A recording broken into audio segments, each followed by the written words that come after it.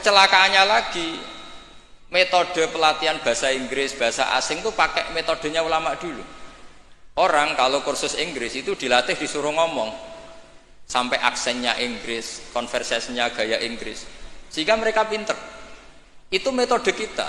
Dulu nggak ada guru bacakan murid, itu udah ada murid bacakan guru. Makanya kenangannya Imam Syafi'i, qara'tu ala Malik al-Muwatta, saya membaca Muwatta di depan Imam Malik. Sehingga murid pinter apa goblok ini gurunya tahu. Nanti kalau bacanya bener terus disahkan jadi kiai. Sekarang enggak, ngaji terus be rokokan be omong-omongan tetap jadi kiai. Padahal kiainya saja enggak tahu dia pinter, enggak aja enggak tahu.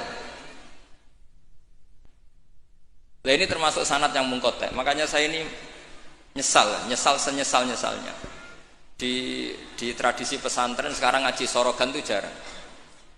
Saya alhamdulillah sampai sekarang masih ada beberapa santri yang ngaji sorogan mahali sama saya. Termasuk beberapa Gus Sarang masih sorogan sama saya. Karena Mbah Mun tuh nggak mau ngasih sanad kecuali sorogan. Jadi dulu saya ngaji sama Mbah Mun, cucu kandungnya Mbah Mun mau sanad mahali nggak langsung Mbah Mun, harus lewat saya karena Mbah Mun sudah tidak sorogan mahali karena sudah sepuh. Nah pentingnya sorogan itu orang mustakil, murid ini mustakil, bacanya apa ini mustakil. Jangan sampai ngalami misalnya ada murid tanya, Gus, walam tardiman itu maknanya apa? Saya yang kecelok orang alim saja nggak tahu maknanya lam tardiman. Setelah tak lihat ternyata di bab khed walam tarodaman, dia baca langsung lam tardiman. ya bingung. Kok saya sampai apa? Madatul kalimah dari apa? Mustaknya apa? Soroknya? Akhirnya saya coba kitabnya tak lihat, ternyata walam taro daman, dia bacanya langsung lam tardiman. Itu banyak sekali.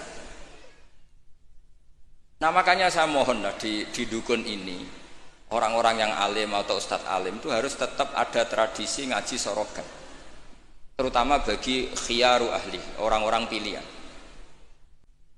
Dulu sahabat ngaji Rasulullah Quran itu ya sahabat yang baca. Dulu saya ngaji Quran, setor Quran min awali hatta akhiri, ya saya yang baca. Beberapa kali saya baca kitab di depan Mbah Mun, di depan Gus-Gus, di depan kiai-kiai saya. Jika kiai dulu itu tahu ini sudah alim, ini belum, ini setengah alim, ini setengah waras, ini tidak waras, itu tahu. Karena kelihatan sekali, tingkat naifnya itu kelihatan sekali. Misalnya ada anak baca misalnya begini, An Abdillahi bin Amrin, itu gurunya pasti tahu. Locong kok Amrin ada wawunya, berarti bener. Misalnya An Abdillahi bin Umaro, itu gurunya langsung tahu. Nah sekarang itu enggak. Murid itu hanya mendengarkan, sehingga kadang-kadang ada orang itu baca Ibnu Ubay bin Ka'ab, itu dibaca Ibnu Abi. Anaknya bapak ini senrak kue cung. Jadi ini kecelakaan seperti ini nggak boleh terjadi. Ada lagi murid yang tanya gini, ini setengah pinter tapi ya setengah goblok. Saya pernah sorogan fikih ditanya, tidak boleh nikahi zaujatul ab. Saya ulang lagi ya, wala tangkihu manakaha abaukum minan nisa illa matat salaf. Tidak boleh menikahi istrinya bapak. Itu orang Jawa langsung protes, Gus, bojone bapak rak ibuku. Itu setengah pinter setengah goblok. Setengah pinter karena di Jawa rata-rata orang itu istrinya satu, artinya kalau bojone bapak ya mesti ibunya dia. Tapi kalau dibaca di Arab, wong Arab itu kan bojone papat sing telu gonta-ganti, sehingga bapaknya ini kadang pernah nikah sampai 10 orang. Paham ya? Orang Arab, mungkin orang Jawa Timur ya rodok Arab, banyak kiai yang istrinya ada satu kan. Nah sebetulnya orang Jawa Timur yang paling tidak iskal, karena saya ulang lagi ya, sehingga dia tanya, Gus, bojone bapak ora ibu, mosok wong kok dilarang kawin bojone bapak? Ya mesti wae ra bakal wong bojone bapak iku ibu. Dia protes, kenapa harus dilarang, wong karuan tidak mungkin terjadi. Tak terang no. Kalau orang Arab kan mungkin, yaitu bojone bapak satu ibu kamu, dua Sri, terus Wahyuni atau siapa. Ini orang yang pernah dinikahi bapak kamu itu haram kamu nikah. Nah berhubung dia orang Jawa, bojone bapak itu mesti ibu, karena ibu istrinya satu. Nah itu setengah pinter setengah goblok. Setengah pinternya bisa bantah, agak cerdas lah, bisa usul itu. Setengah gobloknya itu sebetulnya ketika dengan ibunya itu bahasa Arabnya bukan zaujatul ab tapi ummuka. Kamu tidak boleh menikahi ummuka. Jadi bukan dimasukkan zaujatu abika.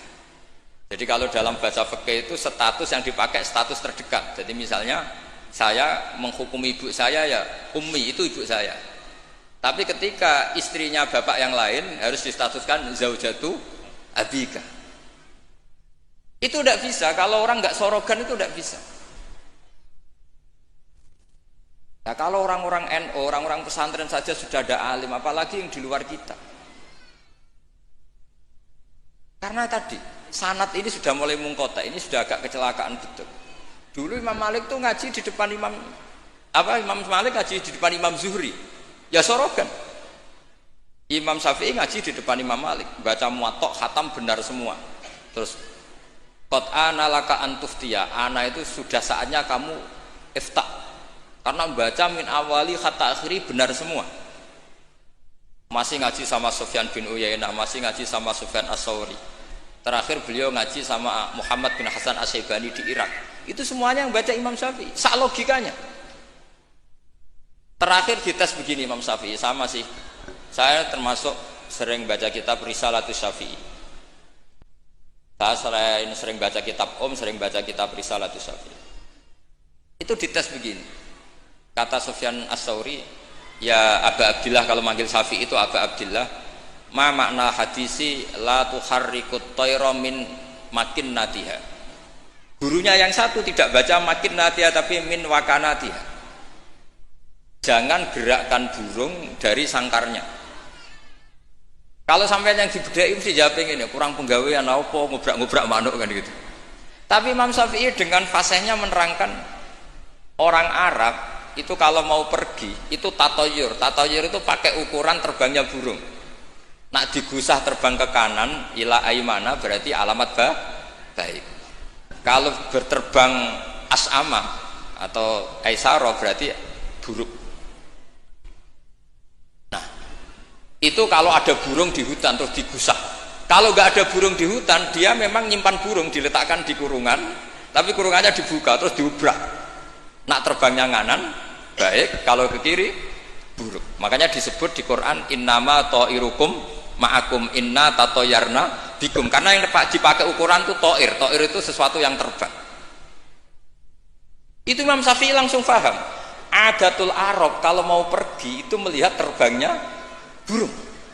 Sehingga makna hadis la tuharrikut tayra min makinnatiha, jangan mentaklekkan barokah tidaknya pergi berdasar terbangnya burung, tapi berdasar pergi kamu itu fito atillah atau fima siatillah. Nangis gurunya, padahal pas itu Imam Syafi'i umur 15 tahun. Wong kok pinter ngono. Makanya terus sampai dipuji-puji. Saya punya keyakinan kalau nanti fata min Quraisyin yamla utibaqal ardi ilman tuh kamu. Padahal teksnya hadis hanya gitu, jangan gerakkan burung dari sang. Itu dulu mungkin orang alim sampai seperti itu mungkin. Karena ngajinya sorokan, mustaqil.